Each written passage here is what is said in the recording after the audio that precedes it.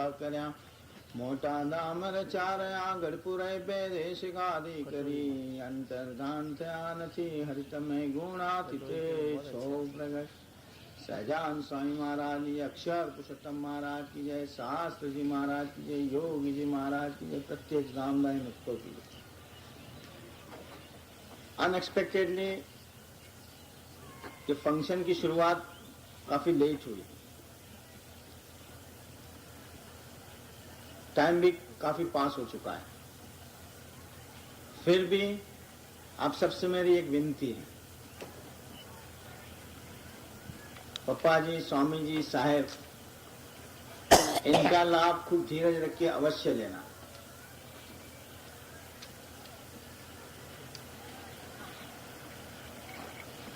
जन्मदिन तो मेरा है और काका जी बोलते थे मजाक में कई बार, वो मजाक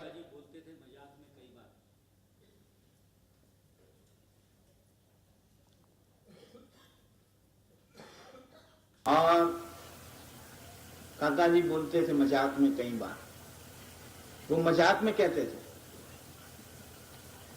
लेकिन मैं तो दिल से ये चीज मानता हूं। जो कहूंगा उसका लेटर पोर्शन, खुशामद खुदा को भी प्यारी तो मुकुंद जीवन को क्यों नहीं। लेकिन मैं एक चीज पे खूब निश्चिंत हूं कि पप्पा जी, स्वामी जी, साहेब, ये जो बैठे हुए हैं वो इन प्रलोभनों से मुझे हमेशा बचाते रहेंगे। और फिर ये फंक्शंस वगैरह जो होते हैं उसके पीछे मेरी एक ही भावना है, जो रामायण का प्रसंग मैं कई बार दोहराता हूं कि रामचंद्र जी का राज्याभिषेक होना था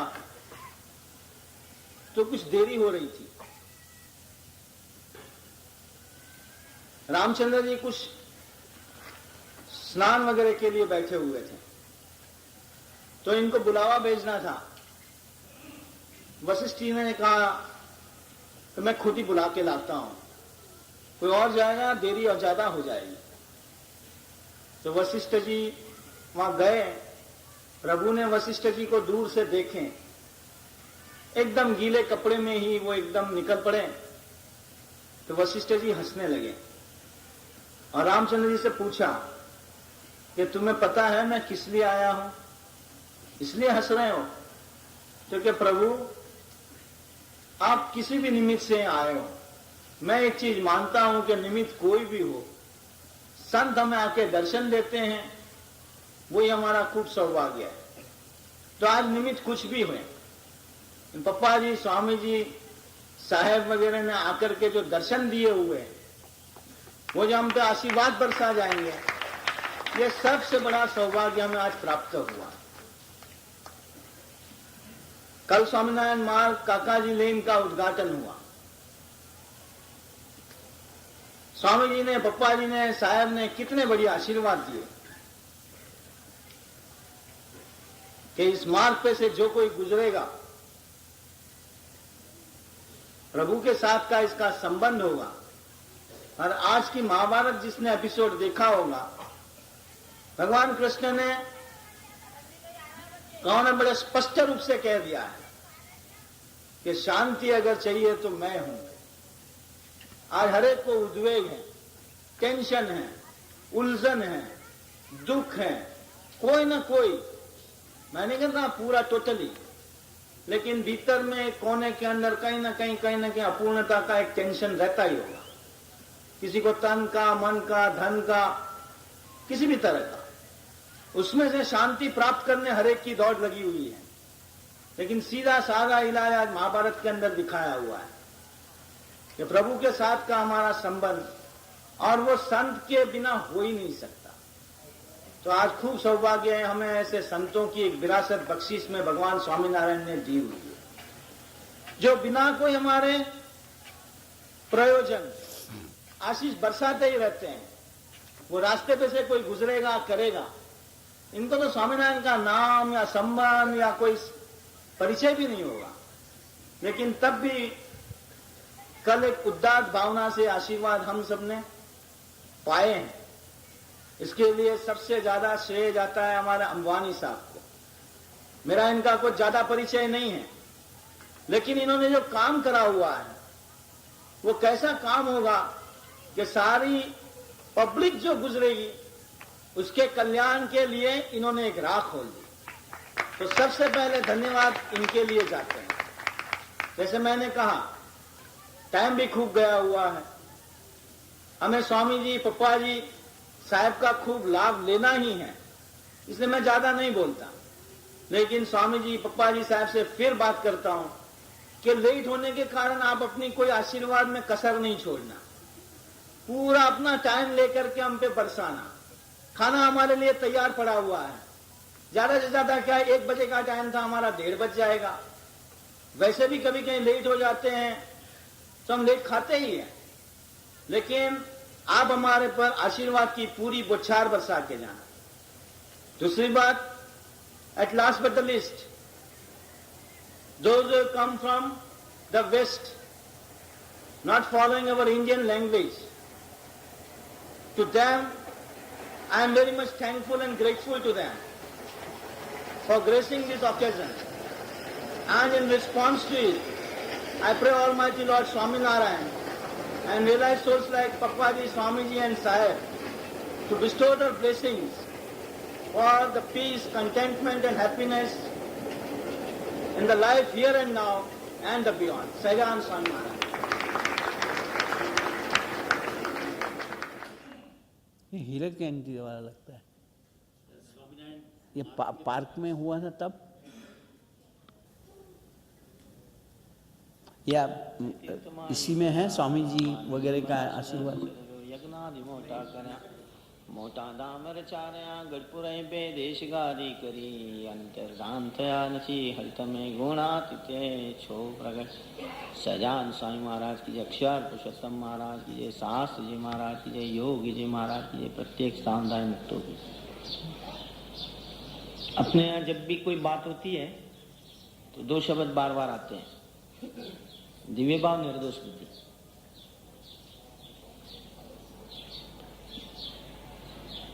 हमें कुछ सत्संग से, ऐसे संत से लगाव हो जाता है, हम मानते हैं हमें दिव्य भाव हो गया, निर्दोष बुद्धि होगी। लेकिन जैसे फिर चलने लगते हैं या प्रसंगे बनते हैं, तब उसमें फर्क पड़ने लग जाता है। इसकी वजह यह है, काका जी बोलते थे कि रेडिकली वी आर रॉन्ग। कुछ शुरुआत से ही एक समझदारी में हमारे में कोई गलती खा गए।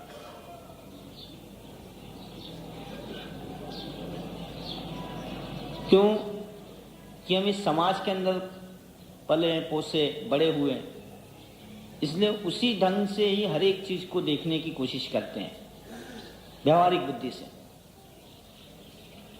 लेकिन भक्त चिंतामणि करके एक ग्रंथ है अपना, उसमें ये चीज समझाई है कि यहाँ का सारा कारोबार दिखाई पड़ेगा जैसे जगत में सब चलता है वैसा ही, लेकिन उसमें फर्क, ये जो टोला है, मुझे वो नंबर याद नहीं आता, ये जो ग्रुप है जिसको बोलते हैं, इसको अलग समझना। अलग क्या समझना है? जिसको पप्पा जी ने समझा कि ये ब्रह्म नियंत्रित है, इस पे काल कर्म माया का कायदा नहीं लगता है, इसकी हर चीज निराली है। बस ये चीज अगर समझ में आ जाए कि ये पप्पा जी हैं, स्वामी जी हैं, काका जी हैं, वो कुछ निराली विभूति है, हमारी तरह ही खाती है, पीती है, बोलती है, चलती है, लेकिन उसमें फर्क है। वो कैसा फर्क समझना चाहिए, मैं समझाता हूं। परसों यहां फंक्शन हुआ, आप लोग ने देखा, वो अंबानी आया, उसकी खूब खातिर हुई। चलो समझ लो, मैंने तो एक मेरा काम निकाला, उसके रिस्पॉन्स में करी। लेकिन स्वामी जी भी बोले कि अंबानी खूब भक्ति भरा दिल वाला आदमी है। कईयों के मन में ये विचार आ गया होगा, क्योंकि अंबानी को हर कोई जानता है भक्ति क्या कोई चीज नहीं है उसमें।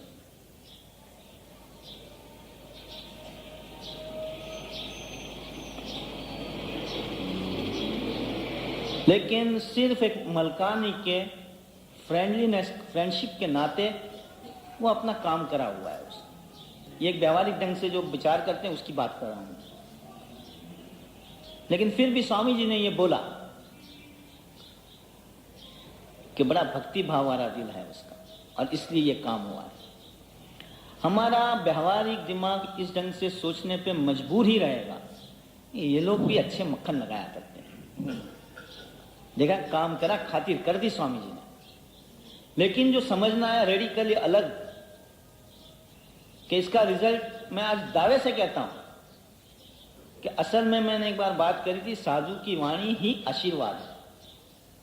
स्वामी जी ने बोला हुआ है, उसका दिल भक्ति भरा हुआ है। 2 साल, 4 साल, 5 साल में आप देखना कि वो मलकानी की तरह ही अपने भक्ति भाव वाला हो जाए। यह आशीर्वाद देने की रीत है। साधु ऐसा नहीं बोलेगा कि जाओ मैं आशीर्वाद देता हूं तेरा दिल भक्ति भरा हो जाएगा। ये अगर चीज हमारे दिमाग के अंदर बैठ जाए कि उसका बोलना कोई अलग चीज है, इसे समझने लिए हमें कोई अलग दृष्टि चाहिए। अच्छा, फिर आपको सवाल ये भी होगा कि चलो वो समझे, हमें क्या फायदा? हमें ये फायदा होगा कि अगर वो स्वामी की वाणी को आशीर्वाद हम समझेंगे, भले अपना दिमाग कुछ भी सोच ले, ये तो काम करा इसलिए मक्खन लगाया है, लेकिन कि नहीं आज गुरुजी ने ये बात करी है इसलिए इसको समझने की दृष्टि बदल देगा। हो, हमारा मन कैसा खराब है, दिमाग कैसा खराब है, ये तो आशीर्वाद दिए। देखो, संतों के आशीर्वाद की हम कल्पना नहीं कर पाएंगे। बेफजूल भी उसके आशीर्वाद मिल जाए ना, वो यावतचंद्र दिवाकर हो रहते हैं। मैंने एक बार बात करी थी कि गुणायतान स्वामी की दृष्टि मोर के ऊपर पड़ी। दूसरे कोई नहीं समझे, लेकिन वो माली समझ गया कि हो इसके पे मोर पे दृष्टि पड़ी हुई है। ये पारदी कितना भी, शिकारी कितना भी उस पे निशान लगाएगा, वो मोर मर नहीं सकता। इसके साथ साथ आज देखा जाता है कि गुणातीत की वो दृष्टि कैसी होगी, वो नेशनल बर्ड बन गया। इस चीज को हमारा दिमाग मानेगा नहीं कि ये सब जोड़ तोड़ के करने की बातें हैं, लेकिन मैं इस चीज पे खूब विश्वास करता हूं। तो हमें फायदा ये होगा कि अगर वो स्वामी की वाणी ऐसी पवित्र हम समझेंगे कि वो अंबानी से जो गुरुजी स्वामी जी ने कहा, भले अंबानी में कुछ नहीं दिखाई पड़ता, पर अब वो उसमें जरूर भक्ति आएगी, तो हमारे दिल में भी वो भक्ति नहीं होगी, वो उदय हो जाएगी। देखो ये कितना फायदा हमें। काका जी बार बार कहा करते थे कि मैं तुम्हारे भीतर दिव्य भाव रखता हूं, तुम्हारा बाप का क्या जाता है मेरे में दिव्य भाव रखने में। ये उनकी सेंटेंस में मैं बोल रहा हूं। तो पप्पा जी के पास आज ये प्रार्थना है कि आमतौर पे तो हम सभी एकांतिक हैं, दिव्य भाव रखते हैं, लेकिन ऐसे ऐसे प्रसंग व्यवहारिक ढंग से बन जाते हैं, वहां हमारी बुद्धि का दोष हमें परेशान न कर जाए, ऐसे आज के दिन आशीर्वाद दिए जाए। सजान स्वामी महाराज।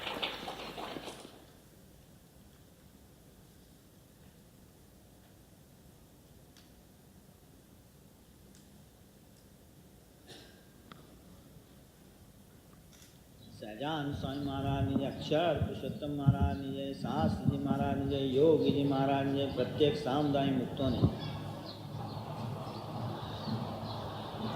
स्वामी जी की जयंती मनाने हम सब इकट्ठे हुए। स्वामी जी के बारे या ऐसे भगवान रखे हुए साधु के बारे में हम कुछ भी कह दें, वो हमेशा हमारे कहने के, हमारे इमेजिनेशन के, हमारी कल्पना से हमेशा परे ही ट्रांसेंडिंग रहे। इसलिए स्वामी जी की महिमा हम कुछ गाएं, हम किसी को कुछ समझाएं, उसके बजाय इन्होंने हमारे जीवन में आकर के हमें जो अनुभव कराए हैं वो हम पकड़ लें। और जैसे चड्डा ने बताया कि फिर हम बार बार भूल जाते हैं, वो हम भूले नहीं। और इसलिए मैं कहता हूं कि हमें जो स्वामी जी के अनुभव होते हैं उसकी स्मृति करा करें, तो फिर उसको लेकर के हम जितना चलेंगे उससे आगे चलने का हमें प्रेरणा अपने आप मिलती जाएगी। देखो स्वामी जी के बारे या स्वामी जी की जो जयंती मना रहे हैं वो हम इसलिए मना रहे हैं कि स्वामीनारायण प्रभु ने जो हमें आशीर्वाद दिए, वरदान दिए, वो आज इनके द्वारा, पप्पा जी के द्वारा, काका जी के द्वारा, अक्षर बिहारी स्वामी के द्वारा हमारे पे बरस रहे हैं। इसलिए वो ऋण अदा करने के लिए हम इनकी जयंती मना रहे हैं। तो महाराज का प्रकटीकरण जो हुआ था, एक छोटा सा एग्जाम्पल है। सहजानंद स्वामी जब छोटे बालक थे, घनश्याम, मैंने बीच में ही किसी को यह प्रसंग पढ़वाया था। खूब गहराई बता देता है। तो सुबह इनकी एक ड्यूटी, सेवा सौंपी होगी कि इनके दादाजी जब पूजा करने बैठे तो पूजा की सामग्री वो तैयार करके रखते हैं। अब जमाना बदल गया, अब दादा शायद पूजा नहीं करता होगा, पोते पूजा करते होंगे। 200 साल पहले दादा पूजा करते थे, पोते फूल, दिया, रोली वगैरह सब ला करके रखते थे, सेवा करते।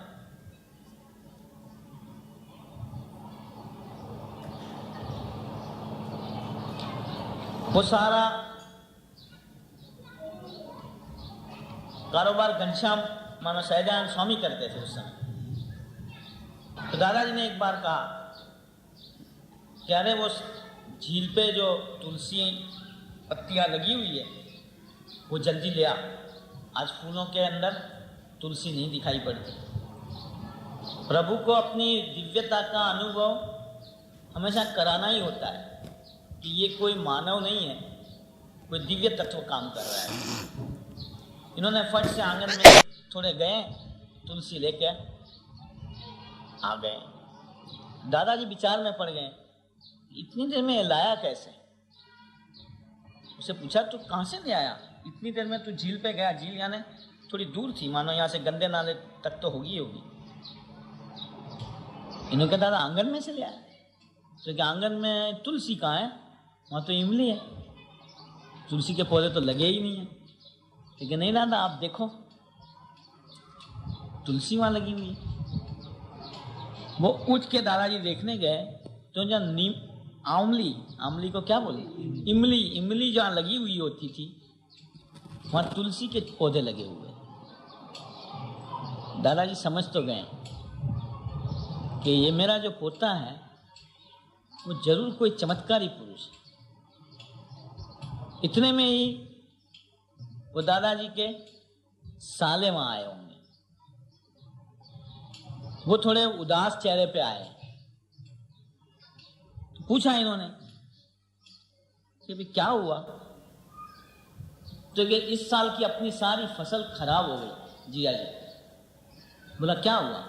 तो वो चिबड़े खीरा जो होता है ना, खीरा बना लगे होंगे, वो मैंने सारे खेत में मैंने देखा, सारे कड़वे निकले हुए।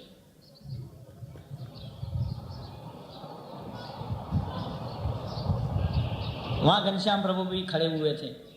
इन्होंने कहा मैं अभी खेत में से आया हुआ हूं, अपने खेत में तो सारे खीरे मीठे हैं, लो मैं ले आया हुआ हूं।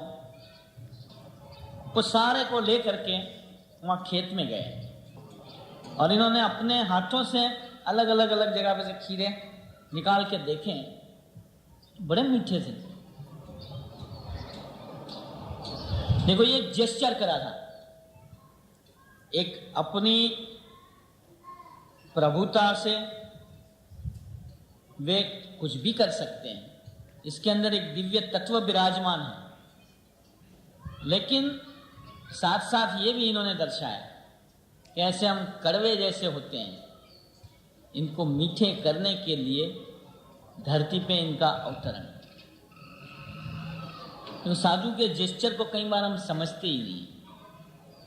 हम मानते हैं, हमारी तरह बोलते हैं, खाते हैं, पीते हैं, उठते हैं, बैठते हैं, लेकिन इनकी हर एक क्रिया ऐसी है कि आप मेरे से जुड़कर मेरा भरोसा करके चलो, मैं तुम्हें खूब ऊंचे तक ले जाऊं, मुझे थोड़ा साथ दो। लेकिन कहीं अपनी पता नहीं क्या चीज़ है, वो मुझे भी नहीं समझ आती। जब मैं महाभारत का एपिसोड देखता हूँ, आज कृष्ण ने कितनी अच्छी बात कर दी। मुझे कांति काका खूब याद आया। कांति काका ने एक बार बात करी कि किसी भी आदर्श, विद्यानगर में कोई सेवक ने अपने प्रवचन में कहा कि किसी आदर्श को लेकर अपने जीवन के लिए निकल पड़े, आदर्श के पीछे, वो युवक है। बात तो सही है, ये जीवन में पाना है, यूं आदर्श को लेकर। कांति काका ने तब जब उनकी बारी आई तब बताया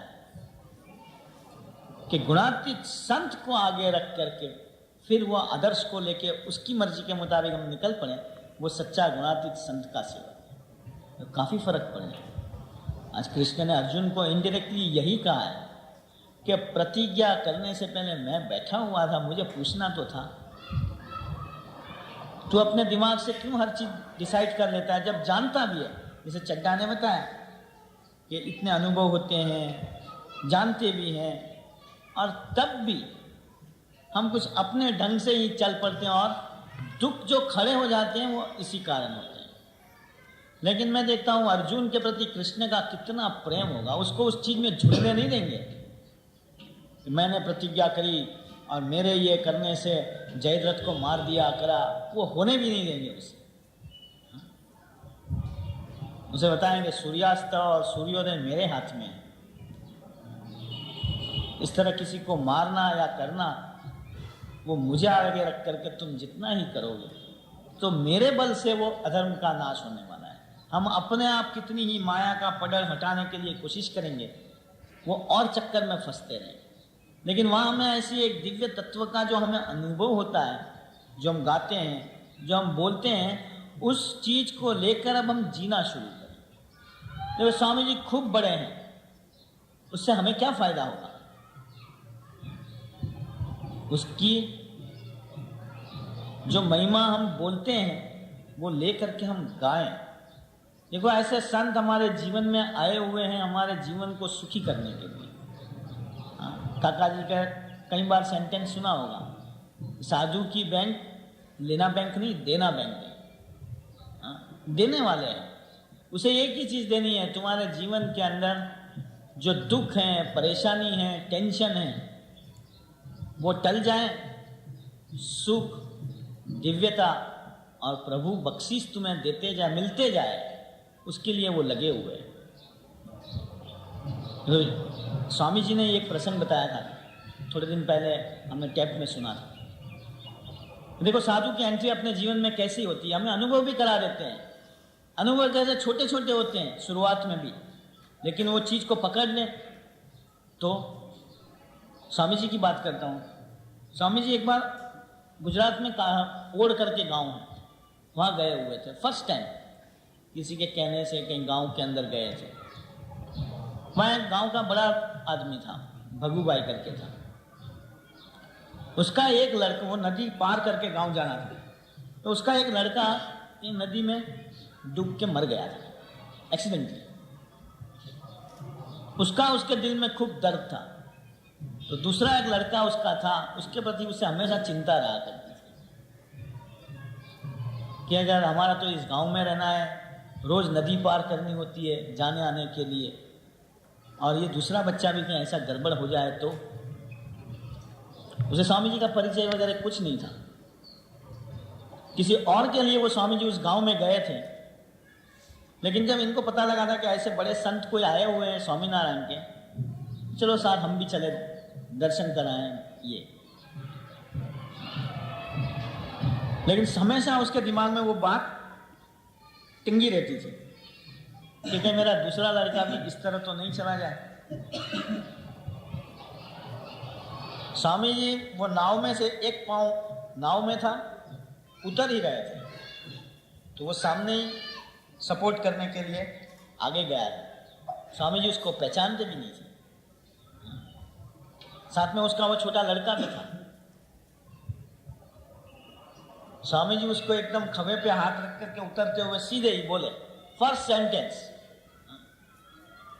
इसकी जिम्मेदारी मेरी है, हमारा है, चिंता नहीं करना। इसकी चिंता नहीं करना, ये हमारा है, इसकी जिम्मेवारी मेरी है। ओह, उसकी आंखों में से तो गंगा और जमुना बहने ही लगी। ओह, अंतर्यामी सर्वज्ञ एकदम, क्या हमें स्वामी मिले, क्या हमें स्वामी मिले, क्या हमें स्वामी।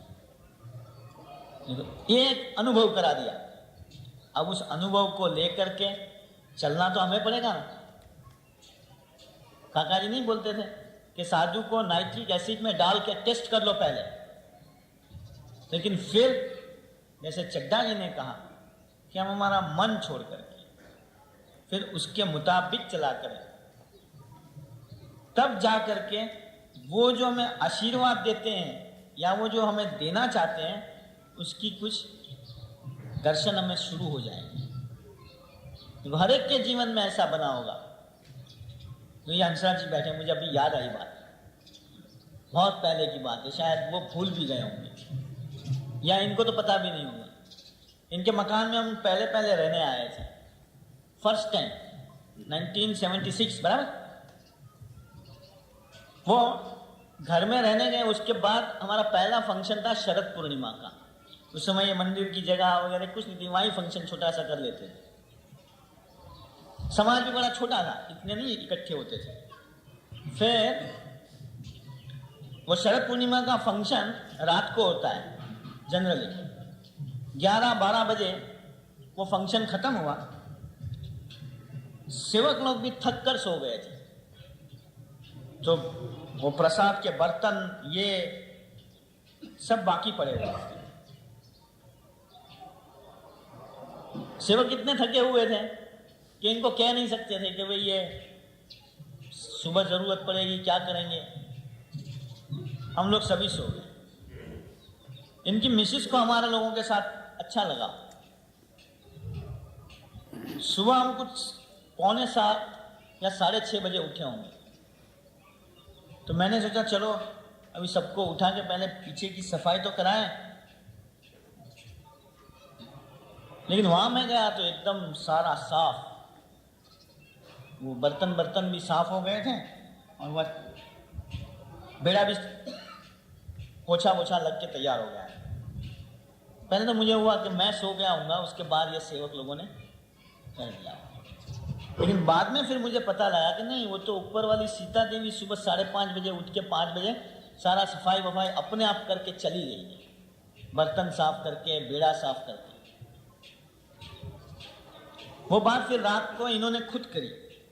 इन्होंने उस ढंग से करी, उस समय ये रेणु वगैरह आते थे लड़कियां, क्या पता नहीं इतना काम मैं घर का कभी नहीं कर सकती। लेकिन मैंने अकेले इतना सारा करा है, पता नहीं मुझे कोई थकान नहीं है। देखो ये अनुभव कराया था काका जी ने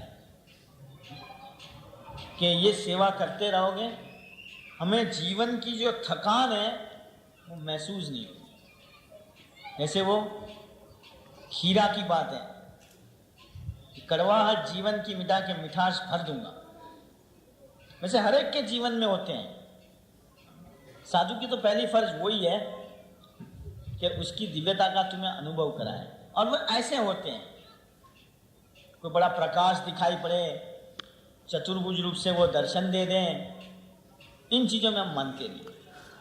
हाँ, तुम्हारे जीवन की कड़वाहट, तुम्हारे जीवन में आते हुए टेंशन, तुम्हारे जीवन की थकान, वो साधु अपने संबंध से मिटा दें, वो साधु के साथ परमानेंट संबंध करके हमें हमेशा के लिए सुखी होना है। तो मलकानी साहब की अभी रिसेंट बात करता हूँ, अभी वो अमेरिका गए थे, इन्होंने मुझे बात करी, दिनकर भाई के पास चिकागो गए थे।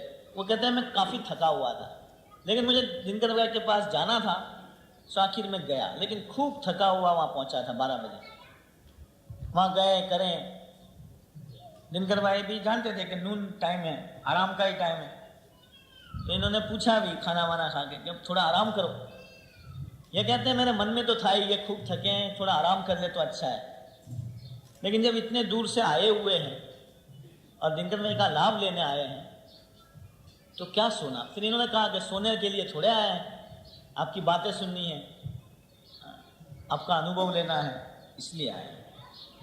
फिर मलकानी साहब कहते हैं जब हम शाम को इनके घर से निकले तो पता नहीं वो थकान मेरी कहाँ चली गई, मैं एकदम फ्रेश बन के आ गया। वो क्या, वो काका जी ने कहो, स्वामी जी ने कहो, एक साधु का परिचय दे। देखो ये चीज़ों को अगर हम संभाल, स्वामी जी की मैं मानता हूँ सच में जयंती अगर आज मनाते हैं वो तो अमेरिका में भी धाम-धूम से मनाई जाएगी। आज भी स्वामी जी स्थूल रूप से भले अमेरिका हो, लेकिन दिव्य स्वरूप से उन्हें याद करके इनका प्रागट्य आज भी वैसे का वैसा यहाँ है।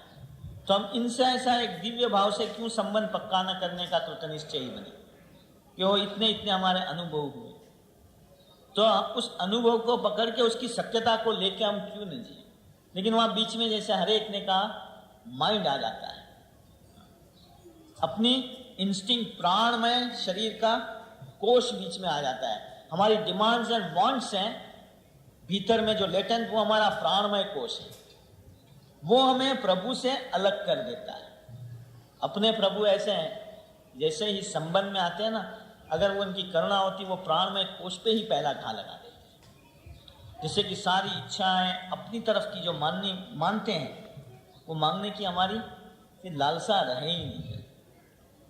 ये मैं अलग बात कर रहा हूँ, थोड़ा ट्रैक बदल गया करके। तो मेरा कहना ये है कि अगर हमने एक बार ऐसे अनुभव करें, अनुभव किसको नहीं हुआ होगा। देखो इस मंदिर में आए हुए हर एक को काका जी ने, पप्पा जी ने या स्वामी जी ने एक अनुभव पक्का करा दिया होगा। आप कई मंदिरों में जाते होंगे, लेकिन यहाँ एक बार जो आके गया होगा वो फिर रोज आवे या ना आवे, वो घर पे बैठा रहे या कुछ भी हो, उसके मन में एक ये होगी कि कुछ भी है ना, अशोक विहार में जो मंदिर है वहाँ हमारा कोई बैठा हुआ है। वो कौन बैठे हुए? स्वामी जी हैं, पप्पा जी हैं, काका जी हैं। इन्होंने भीतर के अंदर हमें वो तसल्ली दे दी हुई है कि मैं हमेशा तेरे साथ हूँ, तो चिंता नहीं करनी। कलो भाई एक अनाउंसमेंट थी कल, ये राकेश भाई ने जाहिर करा ना 11 तारीख को रस निकालने के लिए वॉलंटियर्स आवे। वो वॉलंटियर भूले नहीं, अपने अपने बरमूडे लेकर आवे, क्योंकि रस निकालते हैं तो आम के छींटे वगैरह कपड़े पे पड़ते हैं, तुम्हारे नए कपड़े बिगाड़ दोगे, या फिर मंदिर में कहोगे जरा एक पजामा दे दो। उसके बजाय अपने अपने बरमूडे लेकर आना।